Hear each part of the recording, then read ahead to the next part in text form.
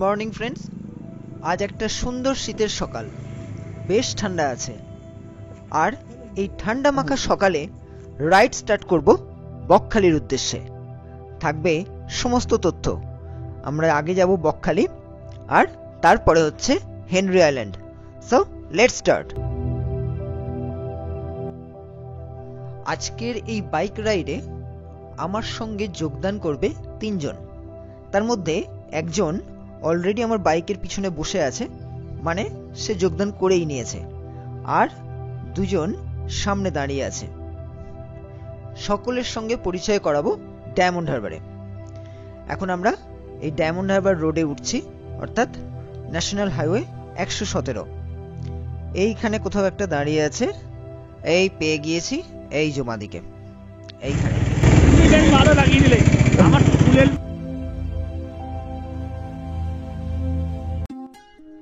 আমাদের আজকের প্ল্যানটা আপনাদের সঙ্গে একটু শেয়ার করে রাখি।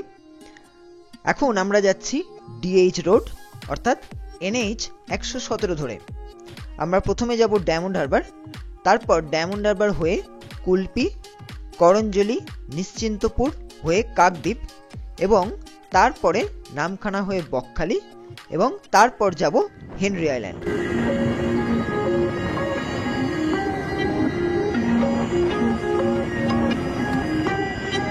শীতের সকালের প্রথমেই রোদ্দুরটা যখন গায়ে পড়ে না, বেশ সুন্দর লাগে।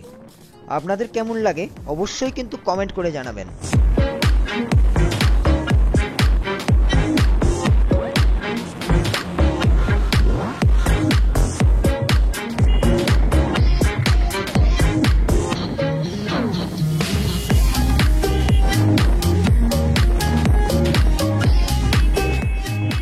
এখন আমরা ঢুকছি হীরক নগরীতে, অর্থাৎ ডায়মন্ড হারবারে। আরে আরে টোটো দাদা, এইভাবে সামনে চলে আসলে হবে? আমার ঠিক ডান দিকে হচ্ছে ডায়মন্ড হারবার থেকে কলকাতাগামী বাসের স্ট্যান্ড। আর এই দেখুন, বকখালি যাবার বাস দাঁড়িয়ে আছে। এটা আসছে ধর্মতলা থেকে। আর এই সামনের গাড়িটা দেখুন, ঠান্ডার জন্য বাঁচতে এরাও পিকনিকে যাচ্ছে, কিন্তু পুরোটা কভার করে নিয়েছে।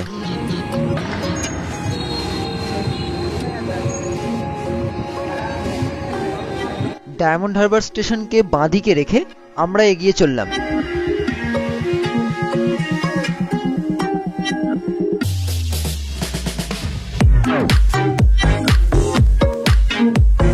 এই হচ্ছে ডায়মন্ড হারবার রিভার সাইড। এখানে তো একবার দাঁড়াতেই হয়।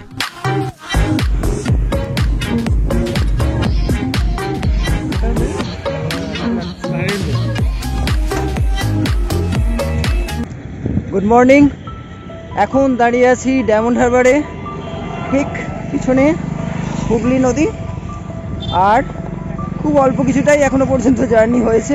জাস্ট ডায়মন্ড হারবারে এসেছি, এসে দাঁড়িয়েছি, কিছুক্ষণ ব্রেক, তারপরে আবার যাব। ঠান্ডাও আজকে মোটামুটি বেশ ভালোই, তবে এখন রোদ্দুর গিয়েছে, অসুবিধা নেই। এদিকে যেটা দেখতে পাচ্ছেন, এটা হচ্ছে ডায়মন্ড হারবার থেকে নতুন ক্রুজ সার্ভিস। এটা যাচ্ছে গঙ্গাসাগর। আমরা এখানে আছি, সব মিলিয়ে আমরা মোট 4 জন যাচ্ছি বকখালি। এই হচ্ছে আনিসুদ্দা, হ্যালো। এখানে আছে একজন দাঁড়িয়ে ফটোশুট করছে, অরিন্দম। আর এইখানে এই যে স্যার ফোনে ব্যস্ত আছেন, কুন্দন স্যার। আর এই হচ্ছে আমার বাইক, একদম ready to rock.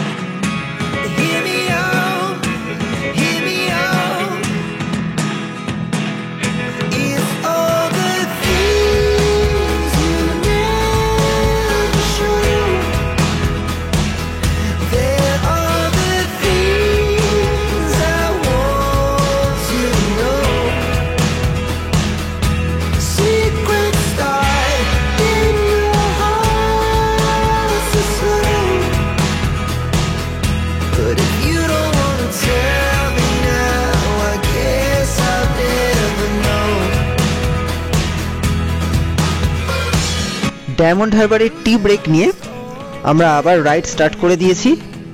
Diamond Harbour থেকে বকখালির ডিস্টেন্স হচ্ছে 81 কিলোমিটার। আর এই রাস্তায় কিন্তু পুলিশ চেকিং খুব, তাই স্পিড মেনটেন করে চলতে হবে।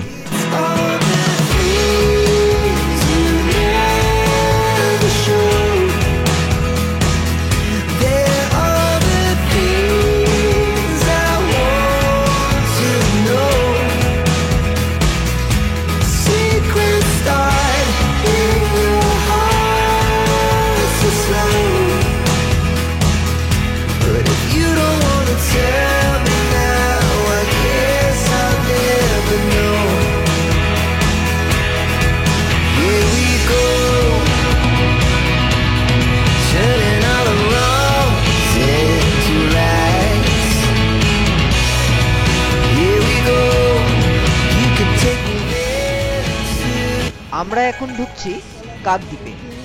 এটা সাবডিভিশনাল এরিয়া, তাই ভিড়ভাড়টা একটু বেশি। তবে কাকদ্বীপ মার্কেট কিন্তু বেশ বড়। আপনারা ট্রেনে যারা আসবেন তারা আসবেন শিয়ালদা থেকে নামখানা স্টেশন, তারপর সেখান থেকে বাস বা টোটোতে বকখালি। আর যারা বাসে আসতে চান তারা ধর্মতলা থেকে সরকারি এসি ভলভো বাস আছে অথবা নন এসি বাস আছে। এছাড়াও বেসরকারি বাসের পরিষেবাও আছে, সেই বাসে করে বকখালি চলে আসবেন। ডিটেলস পাওয়ার জন্য আমার ডেসক্রিপশন বক্স চেক করুন।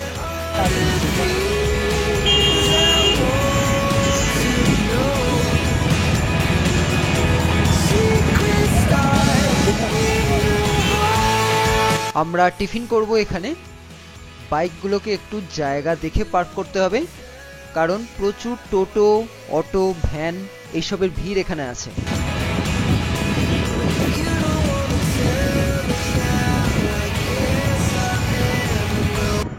এখন কাকদ্বীপে আছি, রেস্টুরেন্টে চলে এসেছি টিফিন ব্রেকের জন্য। এখনো পর্যন্ত 60 কিলোমিটারের মতন এসেছি। আগে দাঁড়িয়েছিলাম ডায়মন্ড হারবারে, আর এই স্টপ হচ্ছে কাকদ্বীপ। টিফিন, কচুরি, ঘুগনি, আর এই যে টিফিন খেতে বাকিরা শুরু করে দিয়েছে।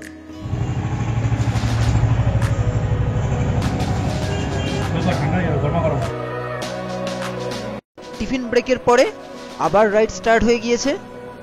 এবারে সোজা স্টপ হচ্ছে বকখালি, আর এখান থেকে বকখালির ডিস্টেন্স হচ্ছে 39 কিলোমিটার।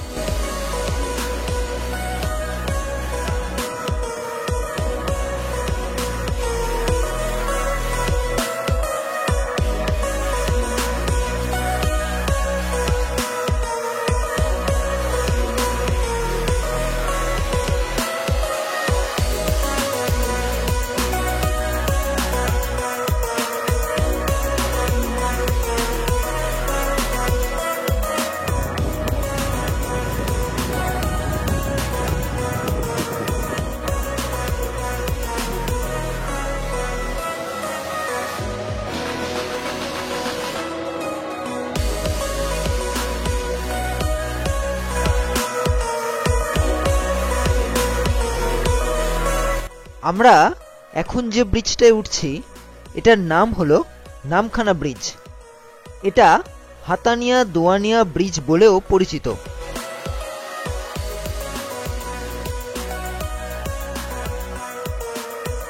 নিচে প্রচুর মাছ ধরার ট্রলার দেখা যাচ্ছে। একটা সময় ছিল যখন ভেসেলে চড়ে সবকিছু যাতায়াত হতো, মানুষ থেকে গাড়ি, বাস সবকিছু। ওই যে জেটিগুলো দেখছেন, ওখান থেকেই তখন ভেসেল পারাপার করা হতো, আর তার জন্য প্রচুর লাইনও পড়তো, সময়ও লাগতো অনেক বেশি। তৈরি হওয়ার পরে 2019 সালে এটি সর্বসাধারণের জন্য খুলে দেওয়া হয়, যার ফলে বকখালি যাতায়াতের অনেকটা সুবিধা হয় এবং সময়ও কমে। এখান থেকে বকখালির ডিস্টেন্স 24 কিলোমিটার। সামনে টোল আছে, কিন্তু বাইকের তো টোল লাগে না, তাই আমরা বাঁ দিক দিয়ে বেরিয়ে গেলাম।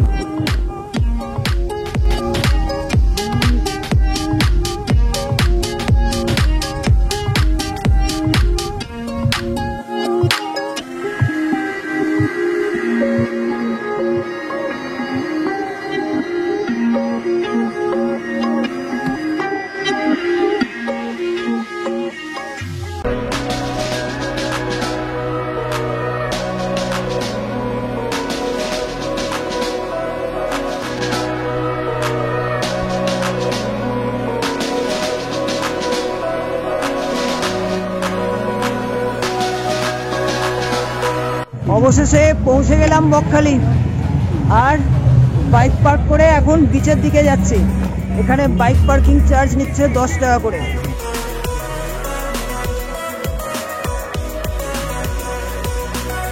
এই জায়গাটায় প্রচুর পিকনিক পার্কিং এর গাড়ি সব এই জায়গাটাতেই আসছে। হোটেলগুলো আছে, এমনি খাওয়ার কেনাকাটার জিনিসগুলো সব এইখানে।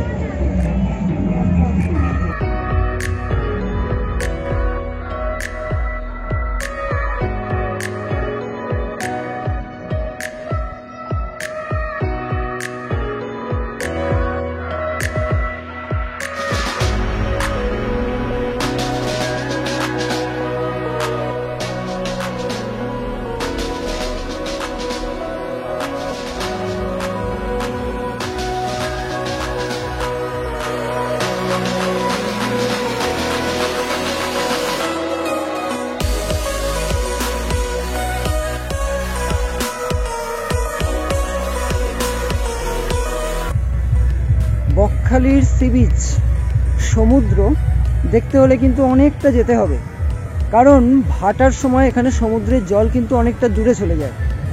আর এই যে এখানটা যেটা দেখছেন সমুদ্র কিন্তু সেই দূরে, সেই যে কিছু লোক দেখা যাচ্ছে ওইখানে হচ্ছে সমুদ্র। এইটা পেরিয়ে তারপরে যেতে হবে, আর এইটাকে কোনোভাবে যাওয়ার কিন্তু পথ নেই। এই জলটাকে পেরিয়েই তারপরে চড়া, আবার তারপরে গেলে সমুদ্র। ওই দূরে যে লোকগুলো দেখা যাচ্ছে ওইখানেই সমুদ্র। ওটা কিন্তু আরো সরে যাবে, ভাটা যত পড়বে ওটা কিন্তু আরো সরে যাবে।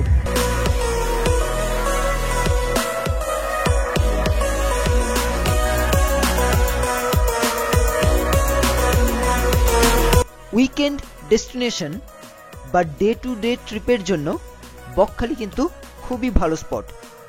আপনারা দিনের দিন এসে বকখালি ঘুরে ফিরে যেতে পারেন, অথবা বকখালিতে থাকতেও পারেন। প্রচুর হোটেল আছে, ভাড়া মোটামুটি 600 থেকে 800 টাকা। আমরা যেটা করছি, বকখালি ঘুরে আমরা যাব হেনরি আইল্যান্ড, তারপর আমরা ফিরে যাব। I love Bakkhali. এই যে পিছনে একটু গরম, এখানে যথেষ্ট গরম।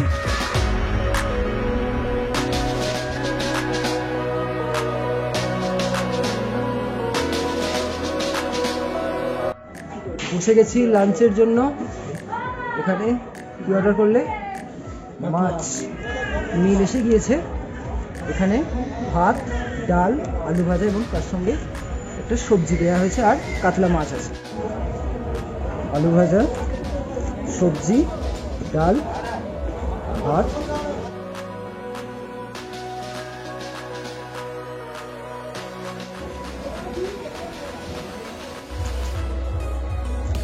লাঞ্চ হয়ে গেছে, এবার রওনা দেব হেনরি আইল্যান্ডের উদ্দেশ্যে। বকখালি থেকে হেনরি আইল্যান্ডের ডিস্টেন্স প্রায় 6 কিলোমিটারের মতন, সময় লাগবে ওই 15 মিনিট।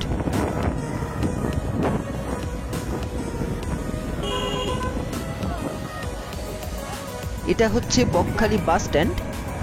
কলকাতা থেকে বকখালির বাস এখানেই এসে দাঁড়ায়, সরকারি বাসও এখানেই দাঁড়ায়।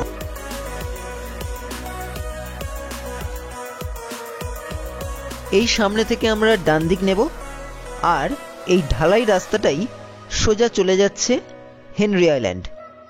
বকখালি থেকে হেনরি আইল্যান্ড আসার জন্য টোটো রিজার্ভ করে নিতে হয়।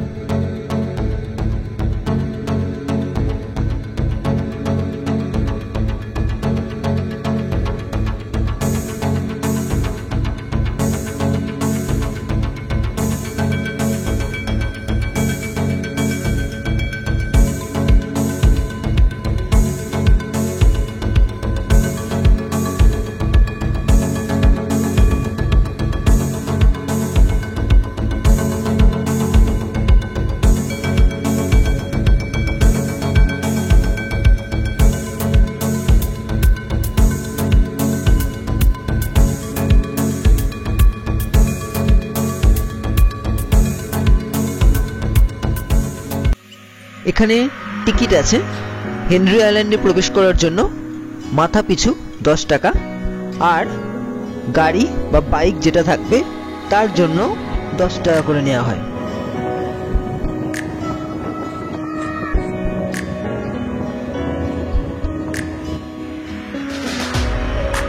এটা পুরোটাই পশ্চিমবঙ্গ সরকারের মৎস্য দপ্তরের অধীনে।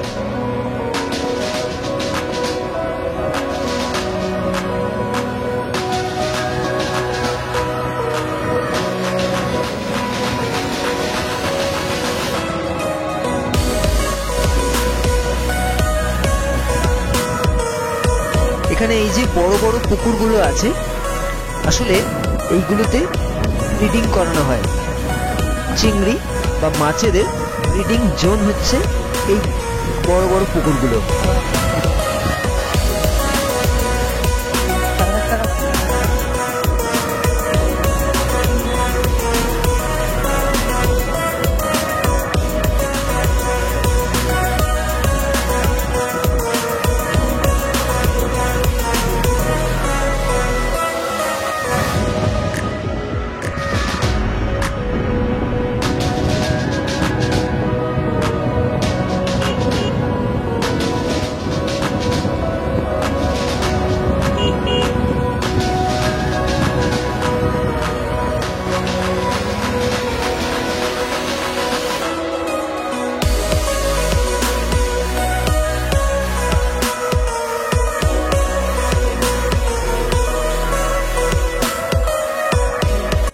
এখন এলাম হেনরি আইল্যান্ড।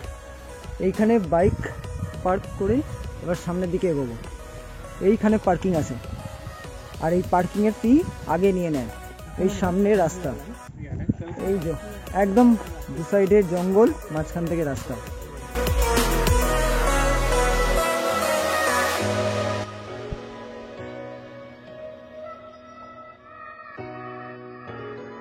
এই জায়গাটা কিন্তু বকখালির থেকে একদম আলাদা, বেশ ফাঁকা এবং শান্তিপূর্ণ। অত কোলাহল নেই, চিৎকার চেঁচামেচি নেই, ফাঁকা কিন্তু।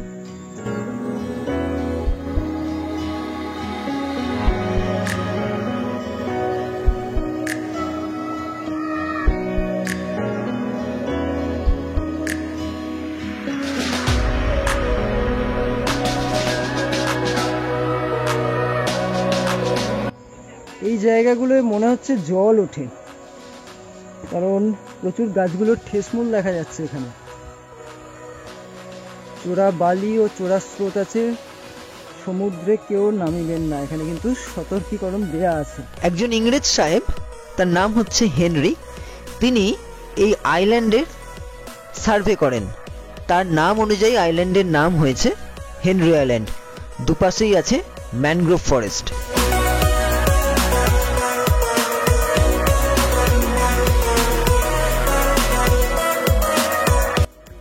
এবার চলে এসেছি, একদম সামনেই সমুদ্র দেখতে পাচ্ছি।